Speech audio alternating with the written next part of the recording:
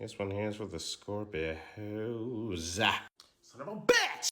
I have tried to record this now 3 motherfucking times. Fuck! Trying to get some love to the Scorpios. Shit! That's so fucking hard, I swear to God. Motherfucker. This is bald man talking about now.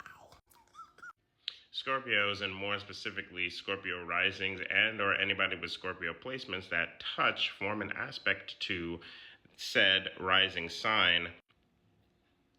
The power comes from the pain, discomfort, pain, sadness, all the negative adjectives and verbs and forms of language arts. It's fuel. It's fuel for us. Most people can't do that shit. Most people can't handle it. And a lot of people are, probably on some, oh, this motherfucking bald ass some bitch is out here glazing Scorpio. Yes. Yes, I am. But it really is true. Like, all these things really are like fuel for us. And I made a video talking about embracing the suck and kind of comparing it to Jujutsu Kaisen's concept of reverse curse technique. The reverse curse technique basically takes whatever kind of negative situations, energies, vibes that you're dealing with, doubling down on that and creating positive energy from it. Literally taking the concept from math that a negative times a negative equals a positive energy, healing energy. This is doubling down on the power that we hold. What power, you ask? Transmutation. Transmutation is different than transformation, which is what you'll hear a lot of people using as the main power of Scorpio. Now, I'm not saying that Scorpio can't transform, but I really think it is important to take note of the difference between transformation and transmutation. For example, transformation, water into ice. Transmutation, water into wine. That's kind of a difference. That's a big difference. Ice, wine.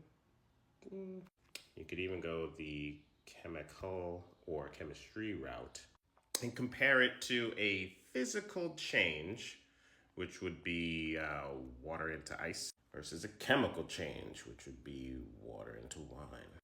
Different. Changed forever. A lot of the chemistry comes from the starting point of pain, discomfort, even death. Not necessarily literal, but you get it. The death card, speaking of, in the tarot represents this kind of a change. Some part of you or things that you surround yourself with are at their end. Time's up. Time to change. As a fixed sign, this is probably not Scorpio's favorite thing to do. Hence why all these updates, that's what I'm gonna call them, updates, are painful. I wanna fucking change, nigga, I just got here. Fuck! But therein lies the power. The change that comes is somewhat painful. It stings at the very least, right? And there's a part of us that, like my good friend, the 10th Doctor, says that simply, I don't want to go. I know. It hurt me to say that. But upon this change, we see it kind of like forms not really an autocorrect, but somewhat of a corrective function of previous states. And this is the thing that constantly has Scorpio in the conversation for being super ultra powerful. Those updates build upon themselves, and everybody can do this, right? Whether you got Scorpio placements or not, but Scorpio is the most prolific user of these kinds of updates. All of this is to say that 2 of my Scorpio placements out there, shout out to Scorpio suns, moons, risings. I think that it's time to cease from the running of pain and embrace the power of pain. And once that happens, then you're unstoppable.